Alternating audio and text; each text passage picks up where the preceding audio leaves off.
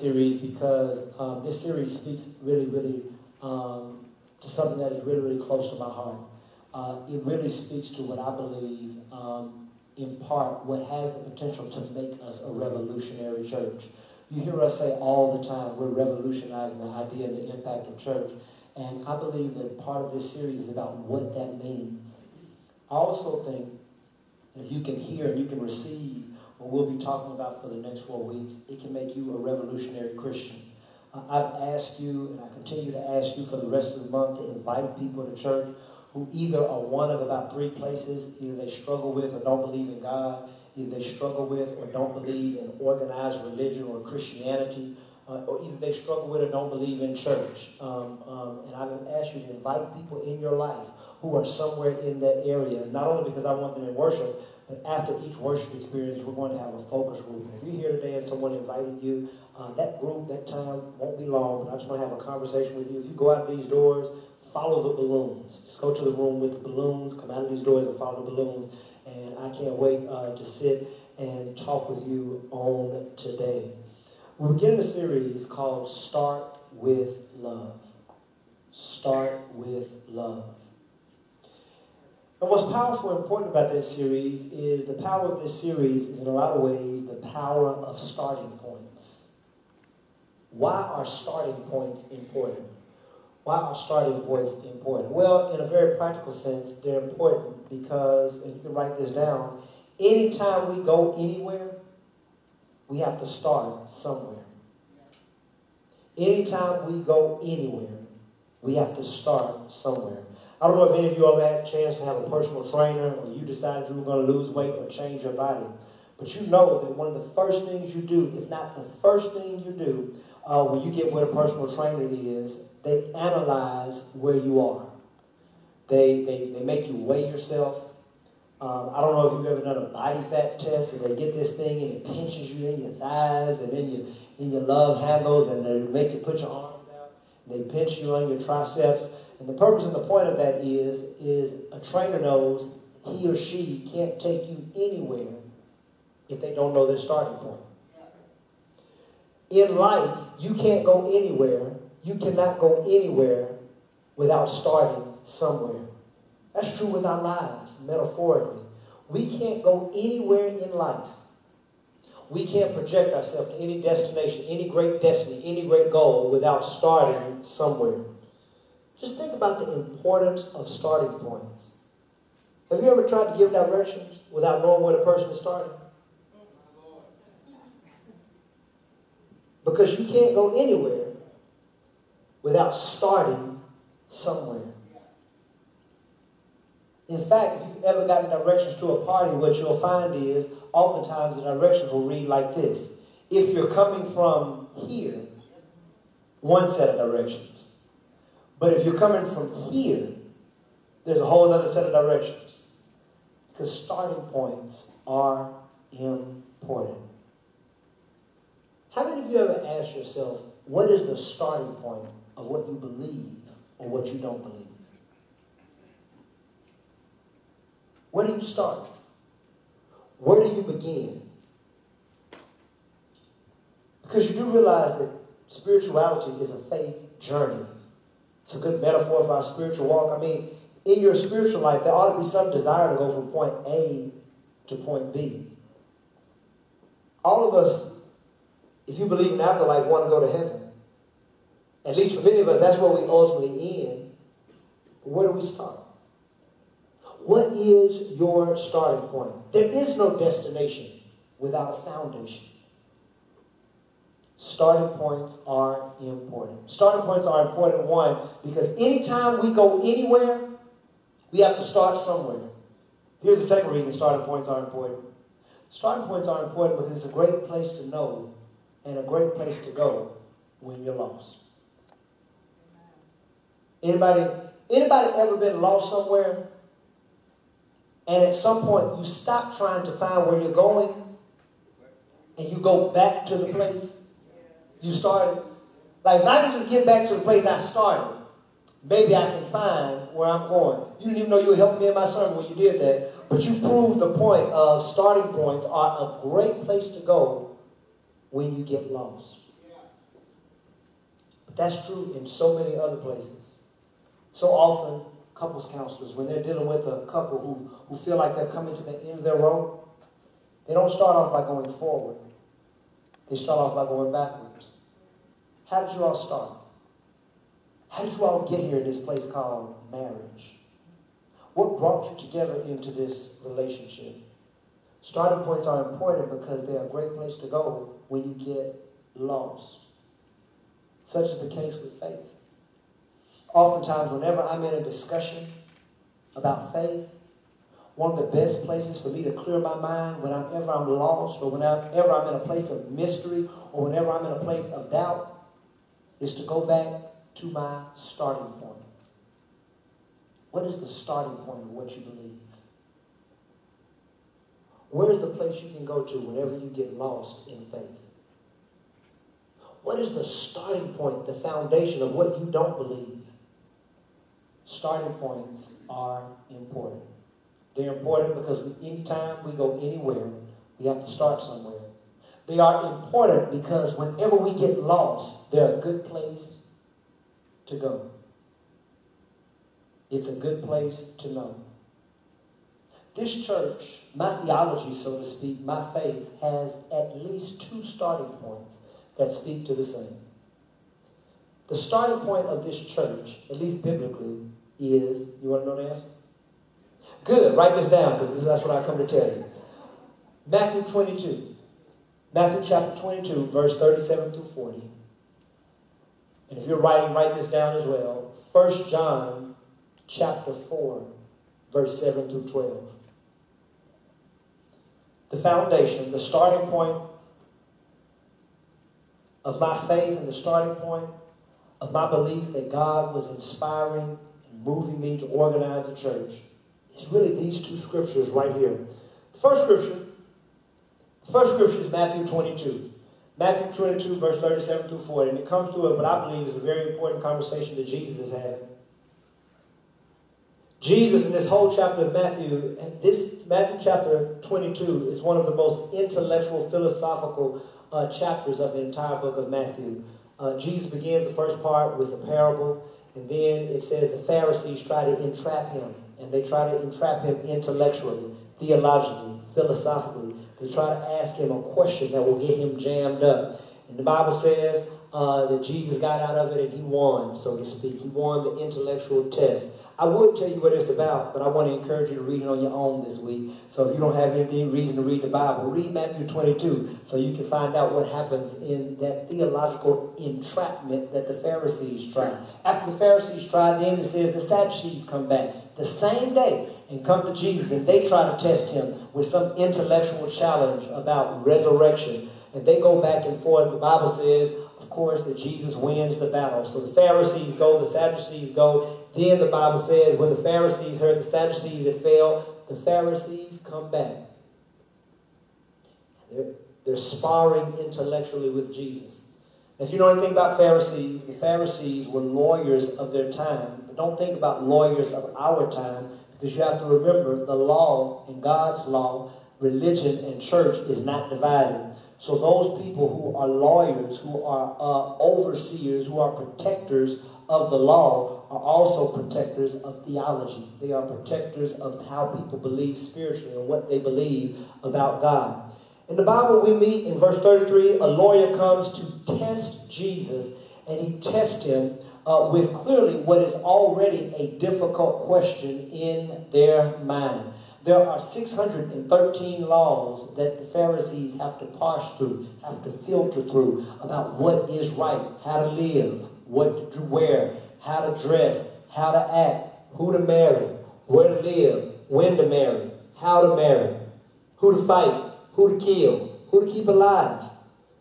613 laws, what to eat, when to eat, how much to eat, what to give, how much to give, when to give. 613 laws that guide, that direct their spiritual journey. If you grew up in Jewish culture, you grow up with the law as the starting point. What is the thing that is so fundamental that when I get lost, I go to? The law. What is the thing that starts me off on my religious journey? Where's the point A to my point B? The law. 613 laws, and now a lawyer is trying to test Jesus by asking him this. He says, "Teacher, which commandment in the law is the greatest?" And if the story is any way indicative of the conversation, Jesus doesn't hesitate. He doesn't pause. He doesn't ruminate over the question. He simply says, "You shall love the Lord your God with all your heart, with all your soul, and with all your mind." This, he says, is the greatest commandment. This is the greatest, and listen to this, the first commandment. That's how we know it's a starting point. This is what is metaphorically and literally the first thing and the greatest thing that God inscribes for us to do. Love God, love your heart, with all your soul, with all your mind. And then he said, a second is like it. He says, "You shall love your neighbor as yourself." Now, for most of us, we stop at that text. And I believe that the stopping point is one of the most deceiving points in our life, because I believe the most important part of that text is the 40th verse. Because after this, Jesus says something that I believe revolutionizes religion as he knew it and as others knew it. He says, on these two commandments, and I like the word "on" because that gives me the rationale to use these two commandments as the foundation. On these two commandments, the foundation of the destination of where you're going spiritually is right here. He says, hang all the law and all the prophets. This is most important. This is first. This is the starting point. Love God. Love your neighbor as yourself. This is first. This is the greatest. This is the starting point. 1 John chapter 4 says something, and you can read the entirety of it on your own, but it says, "Beloved, let us love one another." This is the 7th verse of the 4th chapter of 1 John, because love is from God. Everyone who loves is born of God and knows God. Listen to the criteria of people who are born of God and know God. Love. And whoever does not love does not know God. For God is love. We began this church 10 years ago. We began on one simple foundation and on one simple starting point. And loving God and loving our neighbors was the best we could do. We began this church 10 years ago. We began on a starting point that loving God and loving our neighbor as ourselves is the best we can do. Implicit in that love is that we love ourselves. That's why this little banner, it says receiving and responding to God's love by loving God, by loving others, by loving ourselves. Jesus in a discussion with a Jew who asked him what's the most important out of 613 laws. And Jesus says, if you want a spiritual starting point, start with love. And here's what I think is so fantastic about that starting point. I think love is a great starting point for us to conceptualize our spirituality. But I also think love is a great starting point for us to have any conversation with anybody about spirituality. Most of us are intimidated in talking to someone who doesn't believe what we believe. Most of us are intimidated in talking to someone who denies what we believe. Can I give you why I love love as a starting point?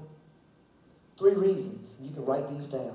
3 reasons I think love is a good starting point. 1, few people deny it. Now, I'm about to just make up a statistic here, but that's all right because we're clearly in the era where people make up stuff all the time. But I did an unofficial poll, and I believe that 88.9% of people Matter of fact, it's my statistic, let me just make up a better one. 99.875% of people who deny God don't deny love. Think about that. And just sit with it for a little bit. Few people deny the existence of love. I mean, when's the last time you heard someone come on TV or write an essay on how love doesn't exist? Few people deny it. Here's the second thing. All people need it. We've talked about this before, but if you've read the studies about babies who are just given the bare necessities of life and how their organs begin to lose the functionality, if all you do is feed a child and never hold it, and never give it warmth, and never give it connection, and never give it touch, if all you do is change it and feed it and change it and feed it, but never connect with it, the child begins to lose their zest and their functioning in life. Because children need more than milk. They need more than changing. They need more than the room temperature to be right. They need connection. Start with love. Few people deny it. All people need it. Here's something else that's very interesting about love. Most people want it. I mean, think about how pervasive love has been over the generations. Thousands of years ago, William Shakespeare, when he was writing love stories. And right now, if you go to the silver screen and go to the movies, and A Star is Born, and over again, we're still writing love stories. In fact, in almost every movie, every cartoon, Shakespeare was writing love stories hundreds of years ago. Disney is still writing love stories hundreds of years later. Fox still creating love stories. Warner Brothers still creating love stories. If you go back in some of the earliest literature of time, people were writing about love. I guarantee you, if you wake up tomorrow and you look at art and culture everywhere, people will be talking about love. We dress up. We act up. We spend money we don't have. We go into debt. We lie about ourselves. We read books, attend conferences, listen to self-improvement people.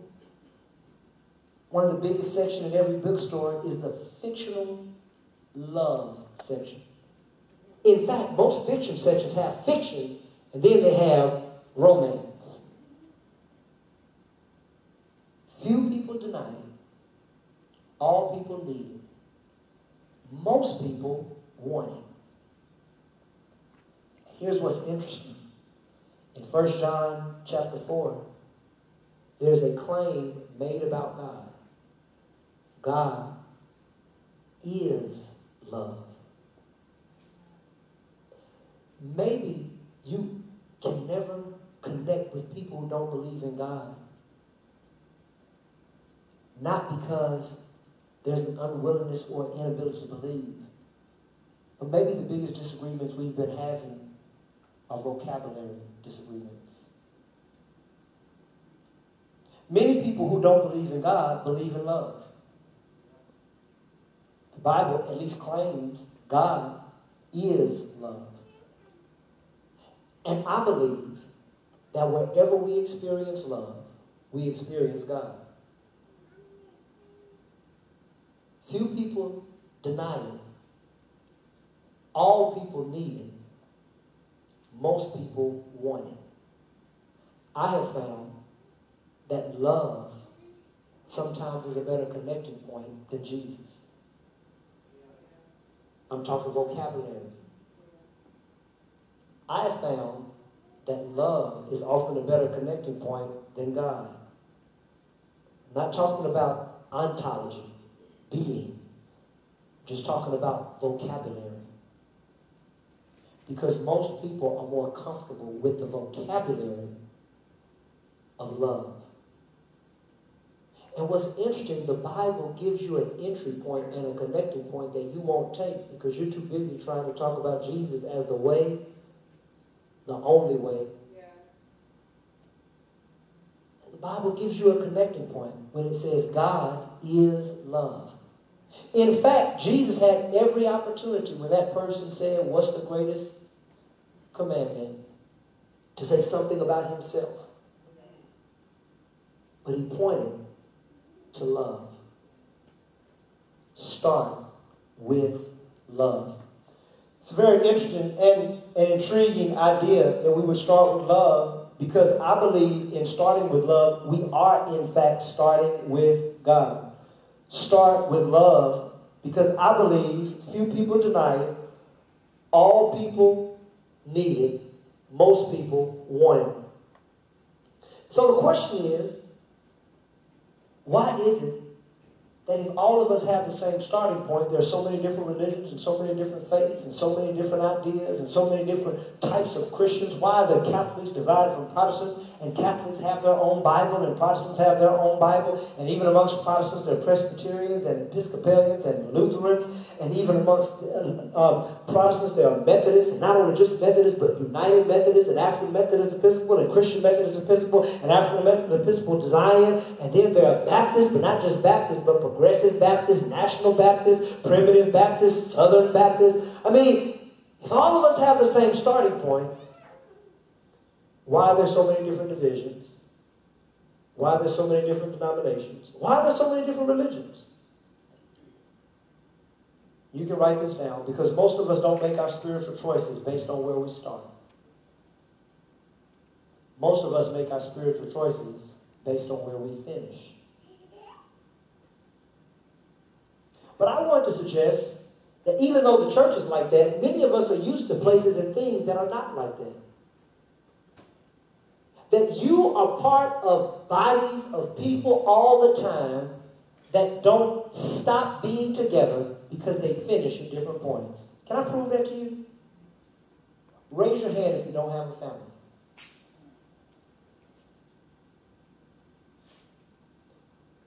Raise your hand if everybody in your family thinks the same, believes the same, or acts the same. Raise your hand if there's not somebody in your family you don't like. Hey man, I'm glad we can be honest. You don't have to tell nobody. You don't have to write that. You don't have to Facebook it. You don't have to tweet it. There are some people, not only in our extended family. Amen. I'm going to leave y'all alone. I don't want y'all in the car like.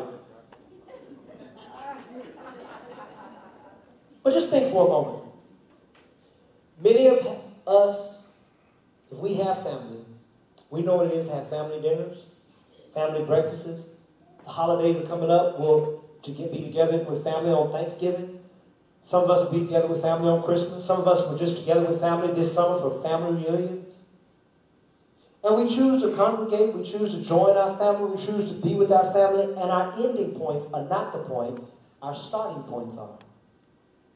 We come together because we agree and we are okay and we are energized by starting from the same bloodline. In those moments, then, we're willing to go to family reunions and wear t-shirts with people we don't like.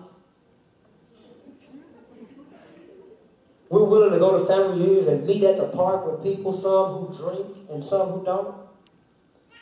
Some who drink moderately and some who drink excessively. Some who believe in God and some who don't. Some who are Christians and some who are not.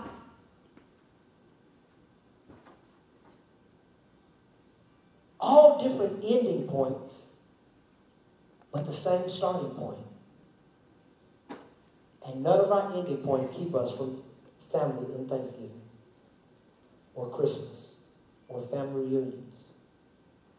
Because in the case of family, we make a decision that our starting points are more important than our ending points. Why is that not the case in church? Why can I not use my starting point as my connecting point? Why can we have family reunions with people we disagree with, but we can't worship God with people we disagree with?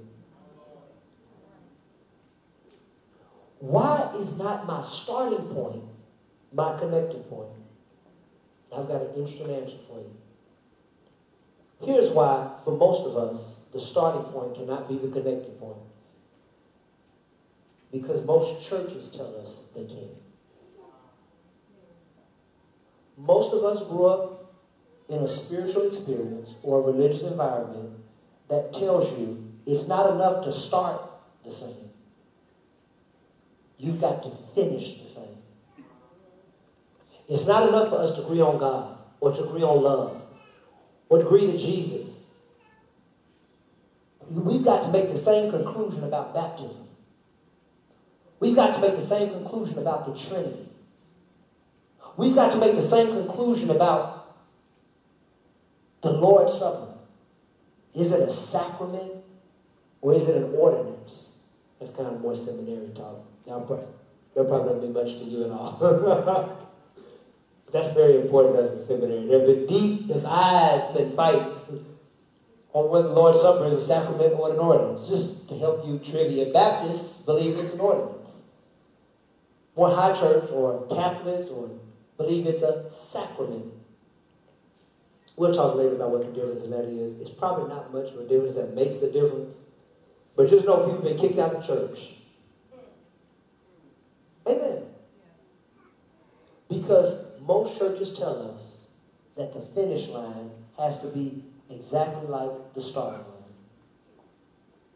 In other words, the reason there are a lot of people who struggle with church, organized religion, or God is because the church has portrayed an unopened God, an exclusive religion, and a way of being with God that makes us all have to agree. Now, the truth of the matter is, I'm not really trying to get y'all to be anywhere you're not already are. Because most of us in here have different finish lines. If I could really start putting a microscope on your belief, I promise you there's something people believe on this side that y'all don't believe on this side. There's something that Brandon believes in the second row that Mr. Gilliam or Dr. Scott doesn't believe in the back. Because most of us in different places. I mean, even in this church, I don't even have to go to Baptist or Primitive Baptist or the big Presbyterian church. Right here at Fellowship of Love, there are people who disagree on tithing. Right here at Fellowship of Love, there are people who disagree on drinking. Some people believe in drinking, and when you walk in their house, there's liquor everywhere. Some people don't believe in it, and you can't find it in any corner or crevice of their house. And some people believe in hiding it. So when you walk in their house, you won't see it. But if you get to know them good enough, you'll know the corner and the cabinet to go to. Y'all know what I'm talking about. Different finish lines, the same starting line. Here's what I want to tell you, and I'm through. The question is, most churches tell us we can't have the same starting place and have the same ending place. My prayer is the Fellowship of Love will be a church that say we can. We can start with love and understand that we may not always finish the same place. But here's what's great about a starting point, if you remember. Because before we can go anywhere as a church, we got to start somewhere. Amen. What I want to submit to you today is that we start with love. But here's another thing. At some point on our journey, we'll get lost. We'll get confused. We'll disagree. You know the good thing about a starting point? It's a good place to go when you get lost. Whenever someone challenges me with some religious fact that I don't know the answer to, I just go back to the starting point. I believe in love. Whenever someone challenges me about what were the first religions and how Christianity models African religion, or Jesus is a paradigmatic figure that follows the path of the hero, the Greek hero paradigm, I just go back to the starting point. When somebody tries to convince me the ancient religions were before Christianity and the ancient religions have more access to truth than Christianity, I just start with love. Whenever I disagree with my family over our religious beliefs or religious differences, I always can go back to the starting point and find connection. If we're going to be revolutionary, it's not going to be simply because we sing Cyndi Lauper songs in worship. If we're going to be revolutionary, it's not going to be because we change the set every 2 or 3 months. If we're going to be really a revolutionary church, we have to be theologically revolutionary. And for us, that means being a church that agrees on the starting line, even if we don't agree on the finish line. We're joined here today, and we invite people here because of where we start our spiritual journey, even if we end up in different places.